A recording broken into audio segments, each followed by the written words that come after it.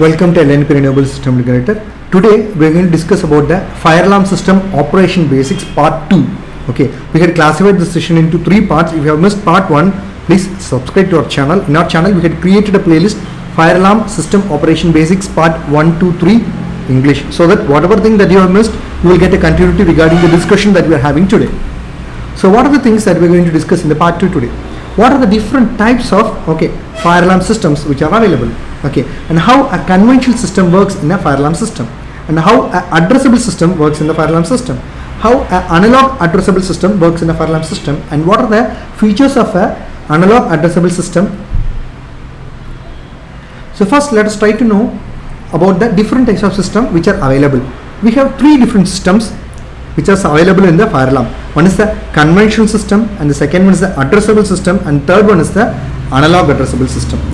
So what is this conventional system? So this, in the conventional control panel, up to the size range in a single zone over 100, we can using this conventional system up to 100 zones we can create in a panel. So zones typically consist of a small or all the initiating devices in an area or a floor. Some control panels is expandable while others are not. Based on the manufacturers, it differs. Now when we consider this conventional system, let us consider an example. Now we have 2 zones. In the zone 1 we have detectors, and in zone 2 we have pull switches. So now it means in a zone we are connecting multiple devices. So as per this conventional method, up to 30 or more devices we can connect in the zone. And most importantly, this is an example of a class B connection because we had used the end of line resistors. So now most important thing is that whenever in the conventional system, we need to take a care while laying, while creating the zones, because we need to comply with the standard requirements of this conventional systems. Now, so based on the zone consideration, we have 3 standards, or we have a standards that we need to comply. One is the 2007 NFPA 72 6.8.5.5.2, which limits the total number of water flow switches in a single zone up to 5. Means you can create a zone, but in a single zone, the maximum number of water flow switches should be equal to or less than 5 only. It should not be greater than 5. And the next consideration is that as per 2007 NFPA 72 6.8.5.6.2, it limits the total number of supervisory devices in a single zone to 20 devices. It means one maximum 20 devices you can connect in a single zone. It should not be greater than the 20 devices, especially the supervisory devices. Now the third important consideration is that as per 2007 NFPA 72 Annex A.4.4.6.6, as per this, it suggests the maximum number of square feet in a single zone is limited not more than 22,500. Now let us try to know about the conventional systems. So most important thing is that the wiring is very much important. It should be wired in a supervised manner. Either using a class A method we can establish a connection, or if you're going for a class B connection, then end of line resistors are very much important. It is 4.7 kilo ohms. Now let us consider a situation. We have 5 detectors. Now let us consider in the zone 1 at the detector 5 a fire is getting actuated. An alarm or annunciated by the zone only. Inspection is required to determine the device. It means using the conventional method, if any fire occurs in the 5th detector, since it is a conventional method, even though the alarm got initiated, we will know only the zone. Then we need to go to that particular zone and we need to check which is the device. That is a conventional system. Now in the same conventional system, there occurs a breakage between the 3rd and the 4th detector. Only the trouble condition or trouble alarm will be initiated only in that particular zone. We need to go and inspect to determine what is the reason for it. Initially, whatever the information which is being there in the fire alarm control panel, it will be transferred to the central station from the individual zones at its best. Okay, so in most of the panel, they will send us an alarm, they will send us a supervisory signal, or they will send us a trouble signal.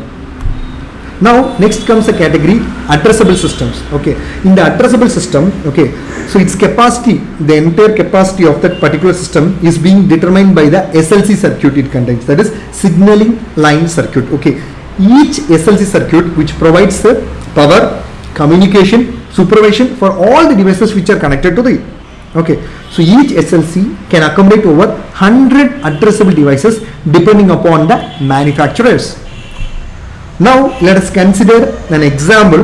Okay, here we had a fire alarm control panel. So let us consider a single zone with the different devices. See, you have a heat detector, we have a smoke detector, okay, we have an addressable relay module, we have an addressable input module, we have an addressable pull station, and we have an addressable smoke detectors. So with a different variety of addressable devices, we can create a SLC loop. That is the biggest advantage of this SLC loop. Okay.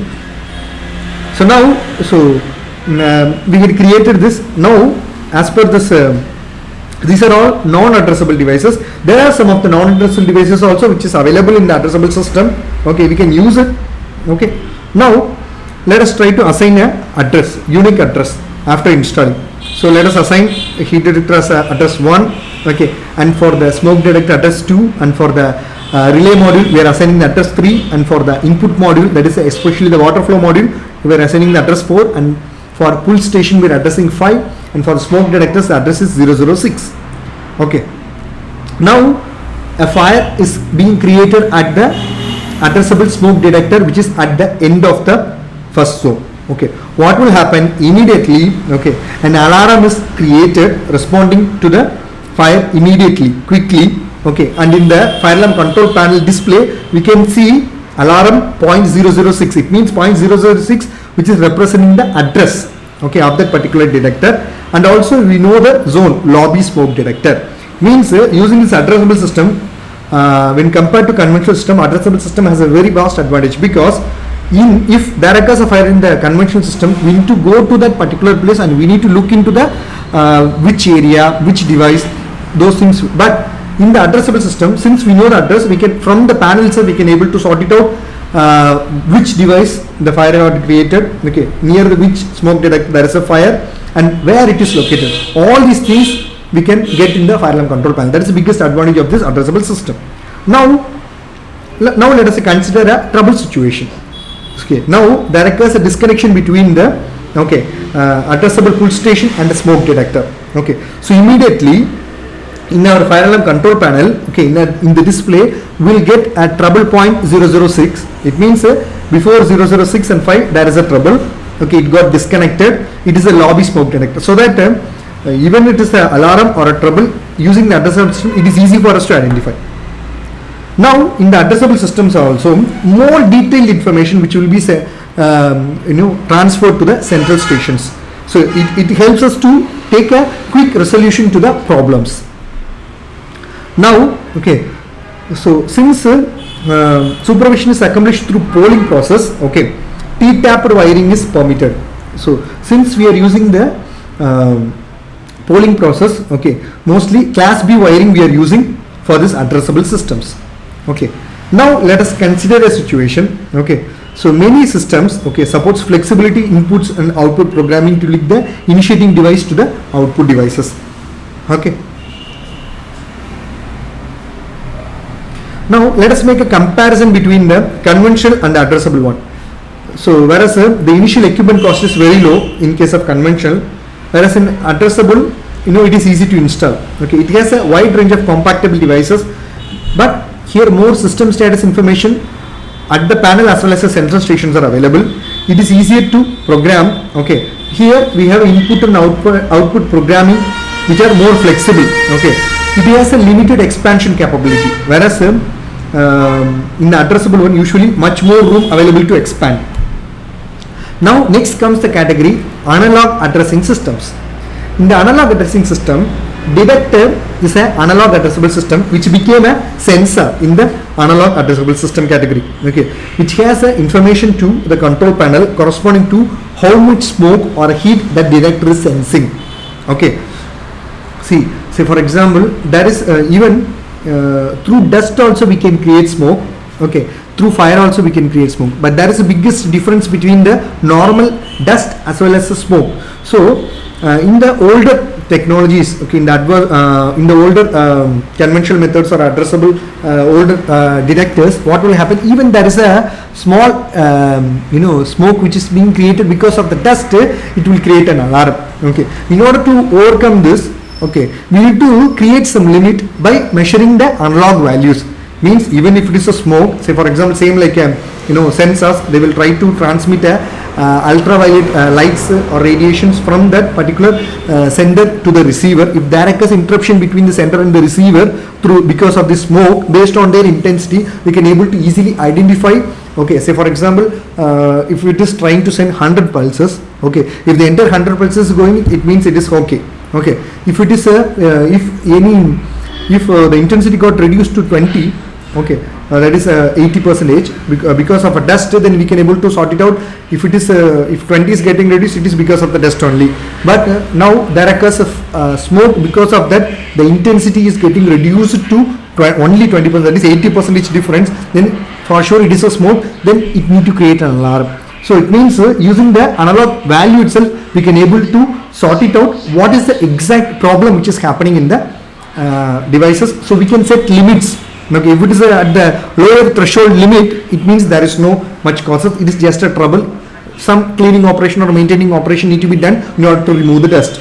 But if there is a bigger problem, okay, that if it is exceeding the threshold limit, then it is a high alarm. Then the alarm scenario has to run. It need to raise a critical alarms. Okay, based on this values, okay, based on the analog values, the control panel will make a decision. Okay, based on the information which is available, when to create alarm. Now let us consider a situation. Okay, let us consider two loops. Okay, in the first loop we have a multiple different devices: heat sensor, smoke sensor, addressable relay module, addressable input module, addressable pull station, and addressable smoke detector. Now what is happening? As we can see, since there is no trouble, okay, in our fire alarm control panel, we can see what is the heat detector, where it is located, and what is the address of it, and what is the analog value of it. The analog value is 062. Okay, so here also the pooling is checked by supervision only. Okay, in addition to the analog value, okay, it also transmit the required value for the panel for processing. Okay, apart from the address, it also send the analog values, so that it will know 062 is a limit which is a fire alarm which is under the fire alarm threshold limit. Say for example, now here is it is also showing the status as a normal, because the limit that we have set is around that is, if it is a 190, for sure it is a fire. Now, okay, in case of when we move on to 02, there it is showing the location is different, address is different, and the analog value is also different. Now when we move on to the addressable relay modules, okay, even though it has an address, we don't have any analog values, because it is a relay. For relay there is no analog values available, because only for the detectors, for the sensors, the analog value is available for the analog addressing system. Okay, so when we see the relay module value or address in our fire alarm control panel, we can able to see only the addresses and its location, concept locations. Now in the same way, for the addressable input module, that is water flow device, also will have only the address, and for what purpose it is available, that is the only thing will be available. In the same way for the pull station also, because address is required, but for the pulling operation there is no requirement of any analog values. Now in the same way for the smoke detector, we have an address as well as the analog value also. Now, okay, this analog value, okay, which is corresponds to amount of heat or smoke in the detector area. Higher or more, the higher the criticality. Now, if the analog value exceeds the alarm threshold, that is 190, an alarm will be created. Okay, so it will be calculated by the panel. Now, input modules and output modules do not, okay, relay analog values to the panel as they are monitoring or controlling on-off operations. Since they are performing on and off operations, zeros and ones, there is no requirement for analog values. So that is the reason why for the addressable relay modules as well as addressable input modules, analog values will not be available. Now, what are the features which is available in the analog addressing module? Most important feature is that we have a drift compensation, or it can also be we can call it as a maintenance alert. Okay, adjustable detector sensitivity, day-night detector sensitivity adjustment. Okay, UL calibrated sensitivity test instruments. So now, what is this drift compensation? Drift compensation is a process by which this analog addressable control panel automatically adjusts an analog detector alarm threshold to compensate for contaminants such as dust. Because so if any trouble is happening because of dust, okay, it will identify. So it is less than the threshold limit. It means it is because of the dust. So that we can, what we can do, there is a still it is under the limit. Okay, so it will not create any problems, but we can also move manually through by ourselves, or after a particular point of time. If it is not addressed for a prolonged period of time, this drift compensation will move into the category of maintenance alert condition. Okay, and most importantly, UL requirements are very much important. Okay, we can call it as a maintenance alert. It means the trouble is being there for a long time, we are not addressing it. There is a possibility for it to become a critical signal. So in order to overcome it, so it will move to the maintenance alert, so that it will keep on giving us as maintenance, so that during the maintenance time we can at least clear those faults which is happening because of this dust. Okay, so even though it is moved to the maintenance alert, the system will try to operate normally because it won't come under the critical category. Next is the calibration trouble, because a detector is maintained, okay, alert condition will eventually go into calibration trouble if not serviced properly. Okay, it means we need to calibrate it properly. Okay, if a detector is not calibrated, if it has a calibration issue, it will not be functioning correctly. It requires a service immediately. Next is the adjustable day-night sensitivity. In order to allow for the various environmental conditions to provide quicker detection, analog system typically allow you to change the sensitivity of the detectors within the range of UL tolerance limits. It is typically made user-friendly by giving the installer the choice for high, medium or low limits. Next comes, by changing the detector sensitivity, we are instructing the panel to adjust its alarm threshold value up or down accordingly. Okay, and we also have some system which allows the system adjustment to happen automatically on day-night schedule.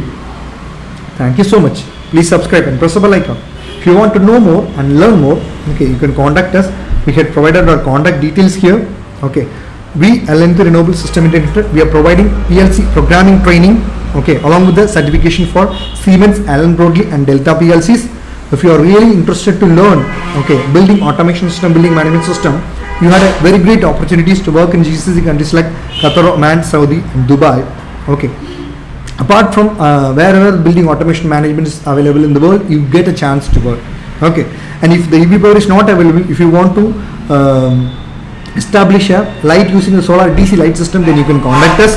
Okay, and you might have an agriculture farms. If you want to protect your agriculture farms from the wild animals, instead of going for a normal fencing, you can go for the solar electrical fencing. We are providing solar fencing as a kit. We are also providing solar on-grid, off-grid, hybrid application, solar street light, solar pump services, design, installation, testing and commissioning, consultancy, training supports. We are also providing, as a LNP Renewable System Integrator, we are providing the basic trainings for access control system, electric vehicle technologies. We are also providing internship for the colleges also. You can contact us. We have provided the contact details here. Thank you so much.